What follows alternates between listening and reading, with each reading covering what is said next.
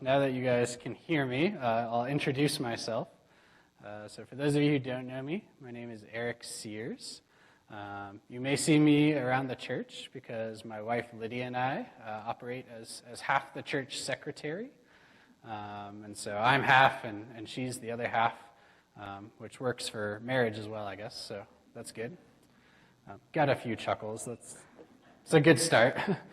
But I also happen to work for InterVarsity Christian Fellowship, as David was praying for us earlier this morning. And my wife Lydia also works for InterVarsity.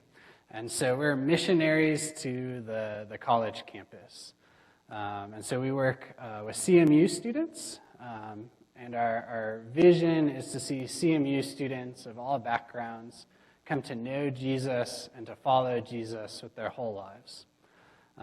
And so what we really do as the staff for InterVarsity is we really try to empower students to reach their friends, reach their classmates, reach whatever groups they're a part of. Because we realize we can't just walk on to the college campus and reach all the nursing students or reach all the athletes or all the Frisbee kids. But we know Christian students who are nurses, who play Frisbee, and so we try to help empower them to reach their friends. And so just a little bit more of a picture of what that looks like. We just finished selecting our leaders for next year. So people have been in our group this year and who will be leading stuff next year. And we have 2 girls who are going to start nursing groups, one student who's starting a group specifically for engineers. We have 1 girl who's interested in reaching non-Christian students, and so she's going to start what we call a group investigating God. It's a space entirely for non-Christian students to come and learn more about Jesus. And so it's our job to help them start all of those things, help them lead those things, and help them grow in their own faith through leading those things. And then, of course, many of you have also heard about our coming trip to Mexico, which the church was very kind and donated a portion of the 30 pieces of silver offering to that. And so we'll be spending 6 weeks in Mexico, and we'll be teaching conversational English on the university campus. And then we'll also be partnering with the campus ministry that's on that campus called Compa. So they do what we do with InterVarsity, just in Mexico, except they're not allowed to have religious activities on their college campus. And so we're going to teach English to these university students and then actually be able to invite them to off-campus events for Compa, for this campus ministry. And so we're hoping to not only help these students with their English, but also get them connected with a place where they can grow in their faith. And of course, the big reason we're doing it is because we're taking students down there to grow in their own leadership and grow in their own faith as well. So that's why Matthew is going, and a few other people from around Colorado. So that's a little bit about me. I just wanted to thank the elders for giving me an opportunity to preach, and giving me the opportunity to preach the first 4, actually, after now that Pastor Steve's sabbatical has started. So hopefully you like what I have to say, because you're stuck with me for at least 3 more weeks after this. So either that or you're gonna riot and I'm gonna get kicked out. But hopefully I have good things to say. So as I was saying, I work with college students, and one of the main questions that my students often ask me is, what do you do with the Old Testament?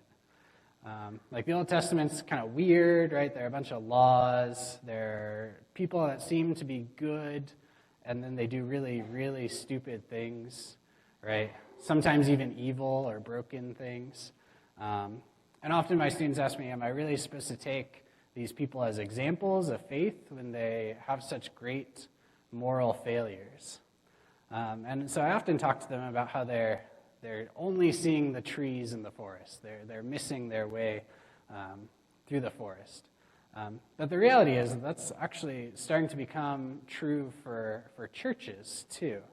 And so actually there's a a seminary professor who recently wrote a book called "The Old Testament is Dying." It's a very provocative title, but his point is that our congregations in the United States in particular are missing the point of the Old Testament, and so they only know their New Testament. And he would actually argue that if you don't understand the Old Testament, you don't understand Jesus, which becomes pretty important, right? If Jesus is the center of our faith, the Messiah, to not understand him is a pretty big thing. And the example he gives is he points at Jesus' crucifixion. And on the cross, it's recorded in Matthew's gospel that Jesus says, my God, why have you forsaken me?" And this seminary professor was teaching a Sunday school class at his church, and they were talking about the crucifixion. And he asked what people thought about that phrase that Jesus says. And people had all sorts of answers, all sorts of theological answers, all sorts of insights that they had gained over years of being in the church. But not one person mentioned that Jesus is quoting from Psalm 22. And the psalm starts, my God, why have you forsaken me?" But as we read the entirety of the psalm, it ends with God ruling over the nations coming back to worship God. And it's actually a foreshadowing of Jesus' resurrection. And at the end of Matthew, he tells his disciples to go and make disciples of all nations. So it's this beautiful echo of Jesus being established as king and then sending his disciples to all the nations, just as the psalm promised. But not one person in that Sunday school class knew that was the quote, that was the reference. And so he was saying that if we don't understand our Old Testament, we don't understand Jesus. And so in light of my students asking me that and kind of thinking about that in the church, when they invited me to preach, I thought, well, maybe I'll look at some key passages in the Old Testament, and maybe we can find our way through the Old Testament. But then I realized to go through the entire Old Testament, in 4 sermons is a little bit difficult. I tried to narrow down the important ones, and it was more than 4. We'll just say that. So then I was thinking, well, what if we look at how the New Testament uses the Old Testament, and particularly how the New Testament writers reflect on Jesus in light of the Old Testament scriptures. And the best place to do that is Matthew, the Gospel of Matthew. Matthew spends so much time pointing to Jesus as the Jewish Messiah, pointing back to the Old Testament. And in these 4 sermons, I'm going to look at just chapters 1 and 2 of Matthew. And in those 2 chapters, 5 times he quotes from the Old Testament, just in 2 chapters. And it's entirely to point back to Jesus in light of the Old Testament. And so I'm hoping as we go through Matthew, we'll begin to see Jesus in light of the Old Testament, and that we'll learn things about who Jesus and who he is. And so to start, I'm going to read, it's Matthew chapter 1, verses 1 through 17. And we actually have the text up on the screen, and so I'll be reading from the NIV, and you can follow along if you'd like. So Matthew starts, "This is the genealogy of Jesus the Messiah, the son of David, the son of Abraham. Abraham was the father of Isaac, Isaac the father of Jacob, Jacob the father of Judah and his brothers, Judah the father of Perez and Zerah, whose mother was Tamar, Perez the father of Hezron, Hezron the father of Ram, Ram the father of Amminadab, Amminadab the father of Nahshon, Nahshon the father of Salmon, Salmon the father of Boaz, whose mother was Rahab, Boaz the father of Obed, whose mother was Ruth, Obed the father of Jesse, and Jesse the father of King David.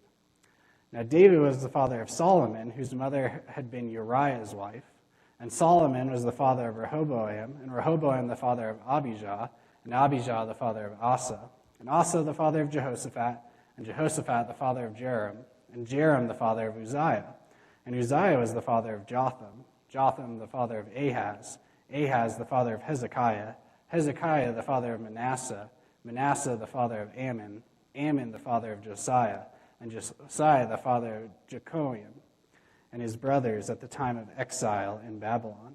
After the exile, Jeconiah was the father of Shealtiel, Shealtiel the father of Zerubbabel, Zerubbabel the father of Abihud, Abihud the father of Eliakim, Eliakim the father of Azor, Azor the father of Zadok, Zadok the father of Achim, Achim the father of Elihud, Elihud the father of Eleazar, Eleazar the father of Mattan, Mattan the father of Jacob, and Jacob the father of Joseph, the husband of Mary, and Mary was the mother of Jesus, who is called the Messiah.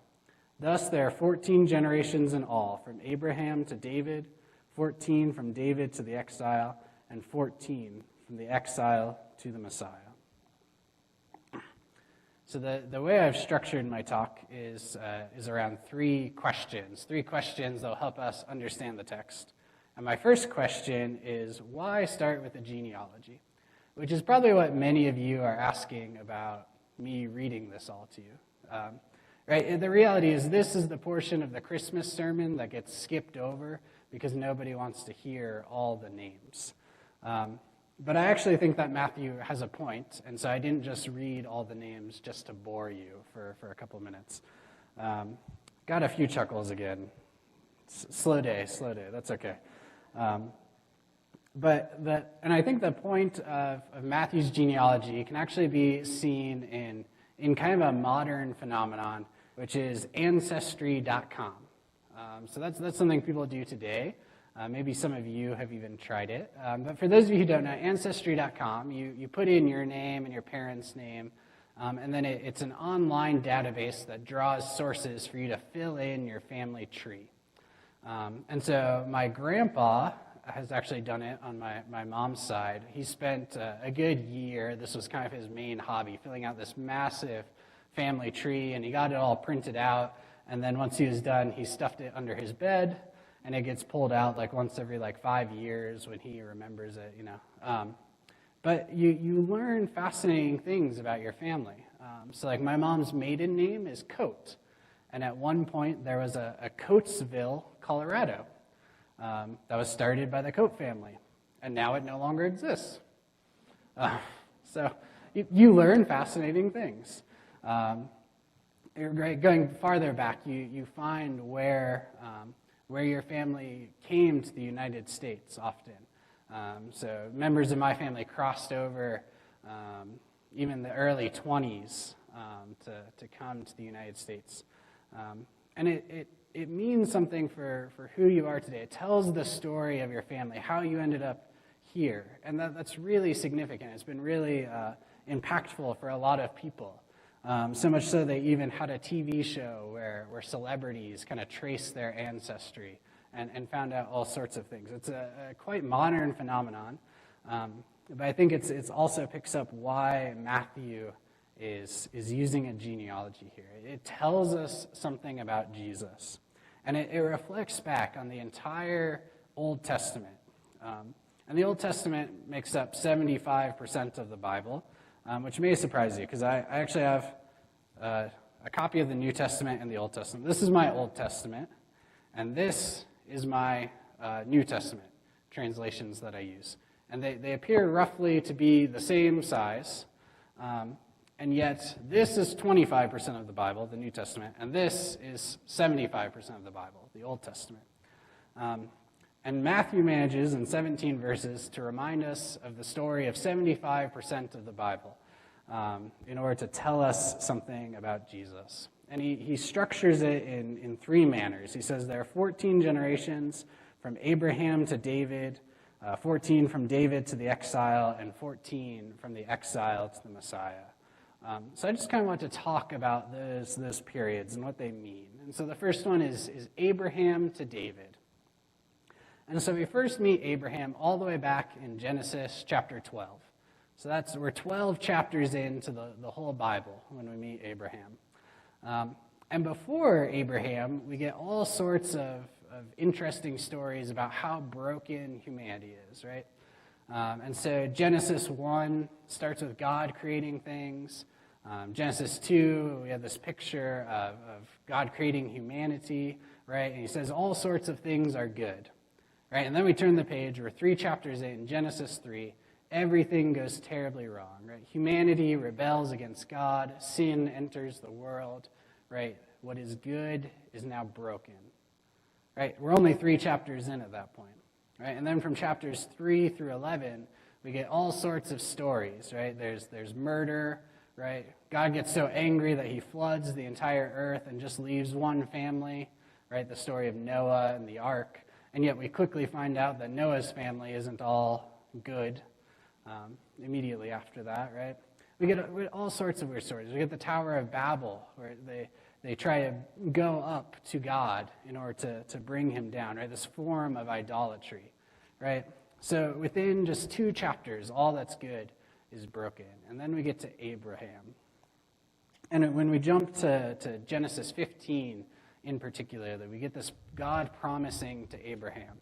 And the promise is that his offspring, his family, will be a blessing to all the nations.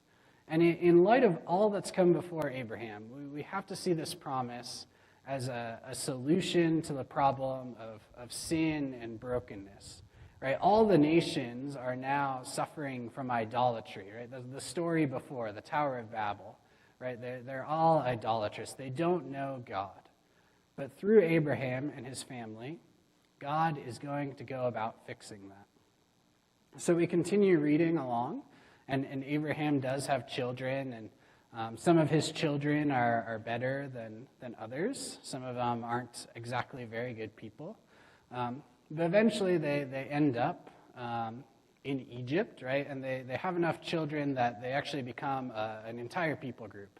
And they become enslaved in Egypt, right? And that's the start of the Exodus, or the book of Exodus, right? So we're one book through the Bible now. And we read these great stories about God remembering his promise to Abraham, right? And he sends plagues, and he brings the people out of Egypt through the prophet Moses, right? And it seems like the story is finally getting back on track, right? These are the people who are supposed to be the solution to sin and brokenness, and God is doing amazing things and freeing them from their slavery. Maybe the story is getting back on track, right? So much so, right, that God even has this massive tent built for himself, and he resides in the center of this tent, right? The very presence of God is with these people.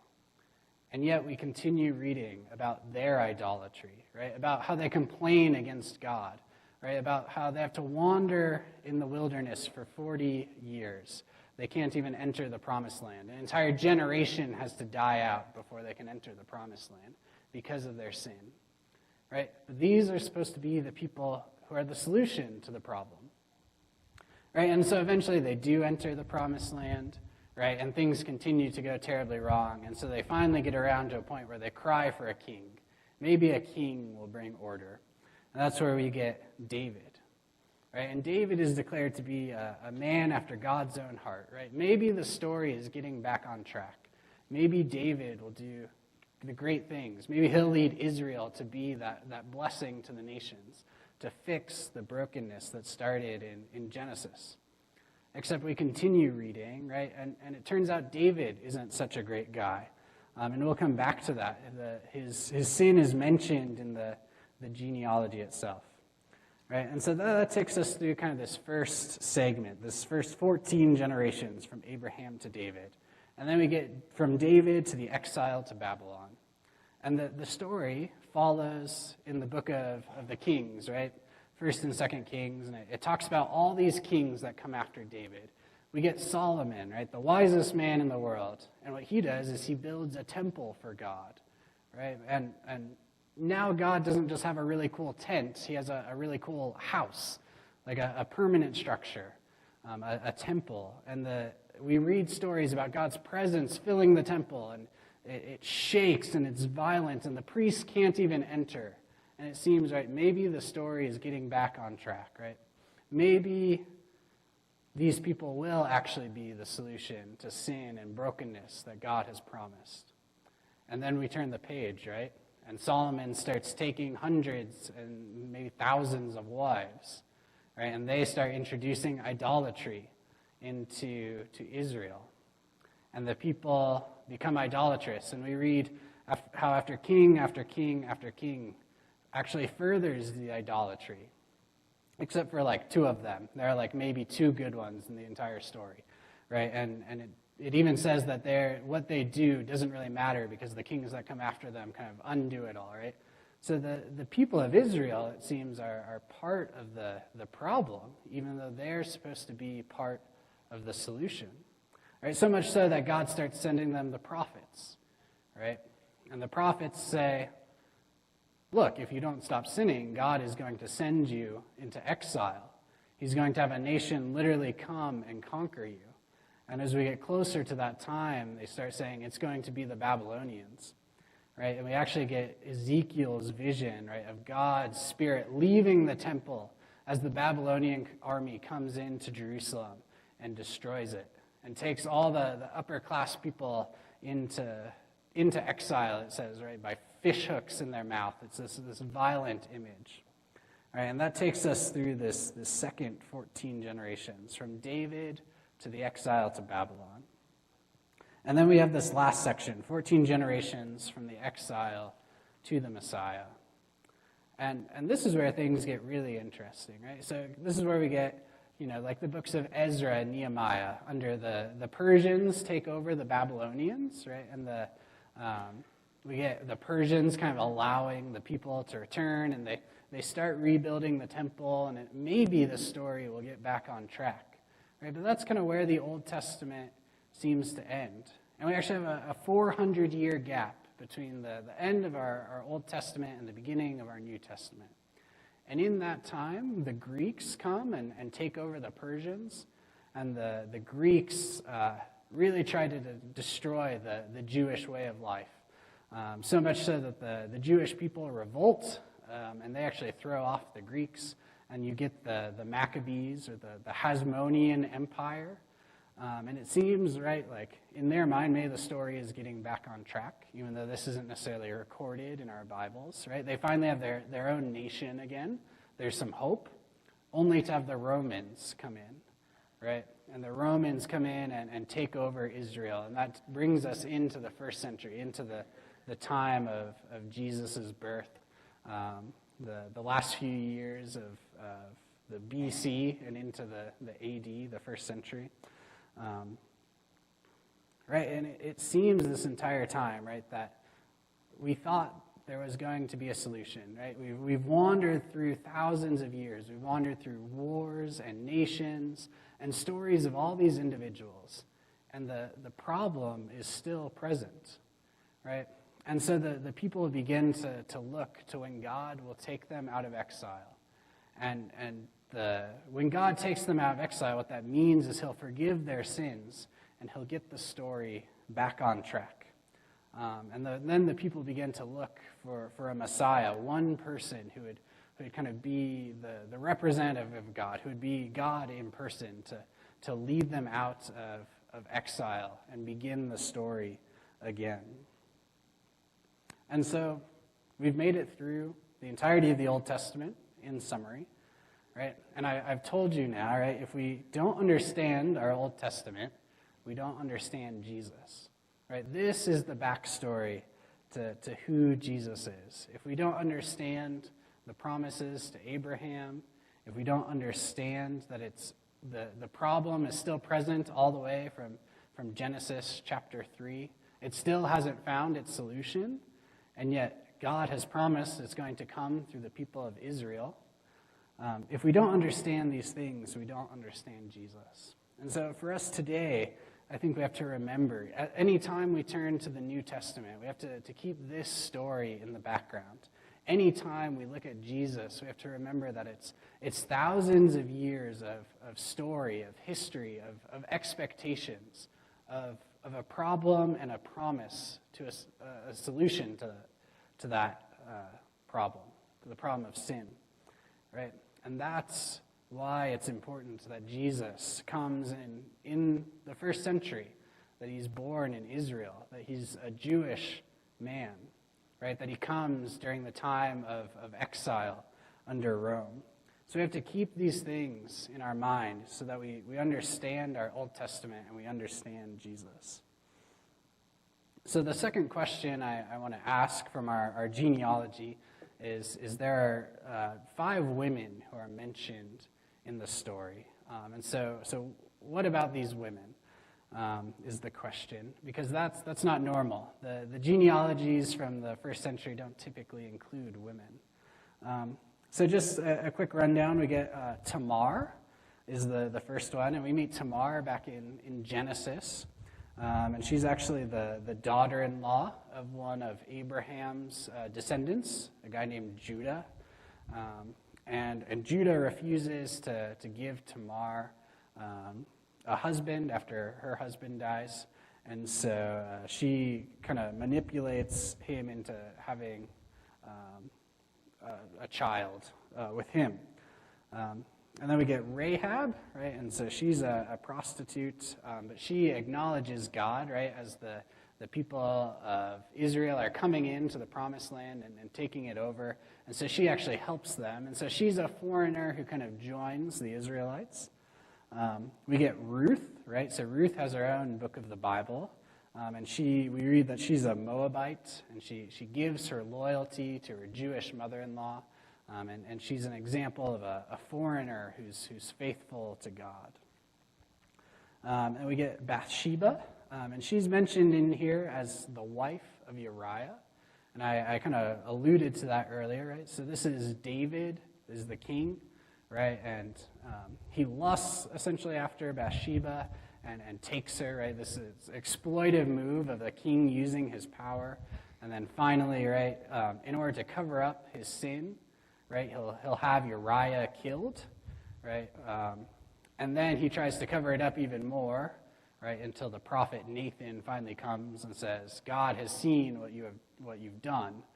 And so it's a story of intense brokenness, of someone who is supposed to be a man after God's own heart, and yet we have this great moral failure and great evil. We see the problem of sin, even in this person who's supposed to be a man after God's own heart. Right, and then the last woman we have is Mary, right? So we have a woman who's betrothed to Joseph, and kind of the most modern equivalent, right? But they're not yet married. And it says she is the mother of Jesus, the Messiah.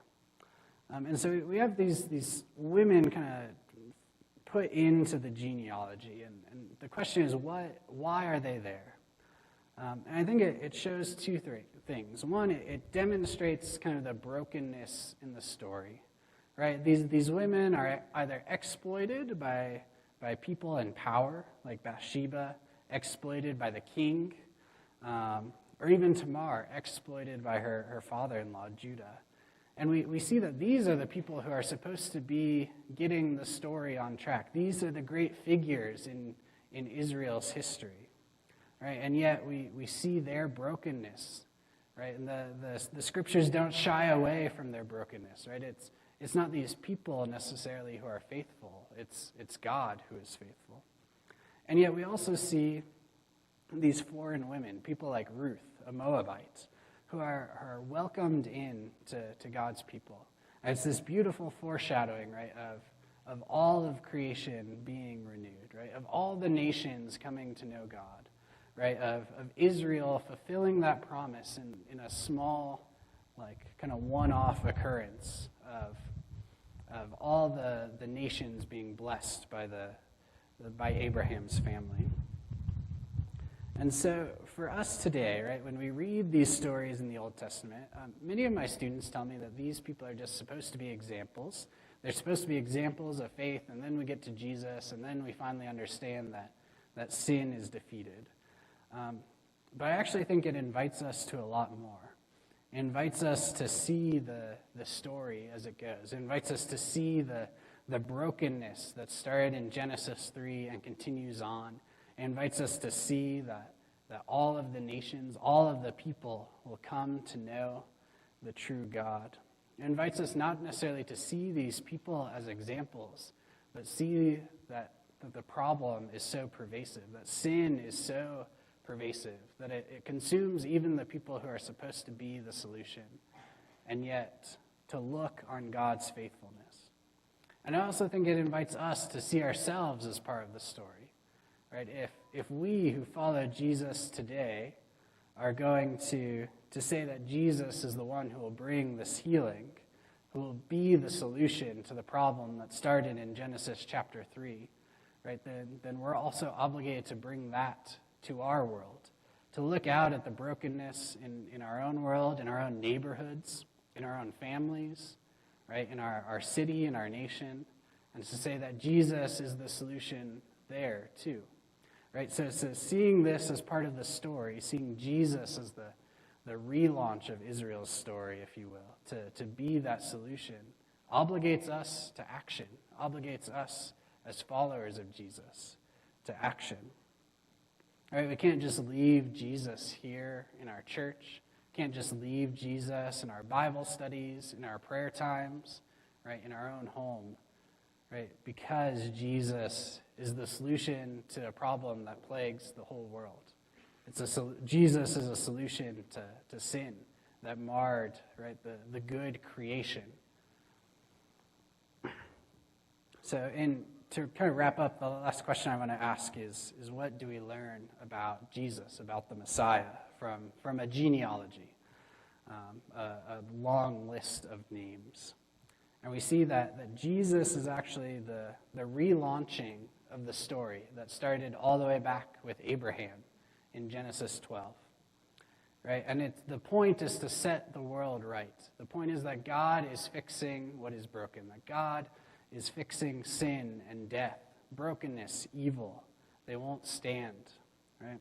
We see that Jesus fulfills promises to Abraham and to David, and they're promises that God has kept, right? Even though it seemed like the story got stuck, that sin couldn't be defeated, right? That the people who are supposed to be the solution are actually just as much a part of the problem, right? We see that Jesus means the end of exile, right? Which is the forgiveness of sins, right? That the story will get back on track, right? That the Jewish people, Israel, will be the solution, right? This time it comes down to one Jewish person, Jesus, right? The Messiah, the Son of God, right? And he tells his 11 Jewish disciples at the end of Matthew, right? Because Judas is gone. We spent some time on Judas a few weeks ago, so Jesus is left with 11 instead of 12. But he tells them, right, to go and make disciples of all nations, right? It's picking up the story that got broken all the way back here at the beginning in Genesis. And we see that Jesus' backstory is filled with brokenness and redemption, with brokenness and unexpected loyalty to God. And yet it's also filled with a longing for God to act, a longing for God to fulfill these promises all the way back from Genesis 12, right? To be a blessing to all the nations, for the forgiveness of sins to come about, for sin and death to be defeated. So as I said at the beginning, if we don't know our Old Testament, we don't understand Jesus, right? And to look back on Matthew's genealogy is to remind ourselves of the whole story of the Old Testament. It's to remind ourselves of the whole story of 75% of our Bible. And it invites us to reflect on the brokenness, right? The brokenness in these stories, right? Also the brokenness of our own world. And it also sets the stage. It says, look, here is Jesus. Here is the Messiah, right? He is going to fulfill these promises that God promised thousands of years before, right? That the people of Israel would be a blessing to all the nations. And it comes down and it focuses in on this one person, on Jesus, the Son of God. And so over the next few weeks, we're going to continue to look at what it means that Jesus is the Messiah. And Matthew will continue to use the Old Testament to reflect on that, to point back to the story of Israel and say that God is fulfilling his promises through Jesus. And so I look forward to spending the next 3 weeks kind of going through Matthew, the rest of Matthew chapter 1 and 2, and looking at the Old Testament. But to conclude today, I just want to encourage us as we read our Bibles, as we read both the New Testament and the Old Testament, is to see the forest and not just get stuck in the trees, to see the big picture, to see the story. Because if we don't understand that story, we don't understand Jesus, right? And if we don't understand Jesus, that's a detriment to our faith and to the way we live out our faith. So let me just pray for us, and then we'll call it a day. Father, I thank you for our time together here. I thank you that you have promised a solution to the world's brokenness. And even as we see our world is still broken, that we know the solution and that we know that it is Jesus.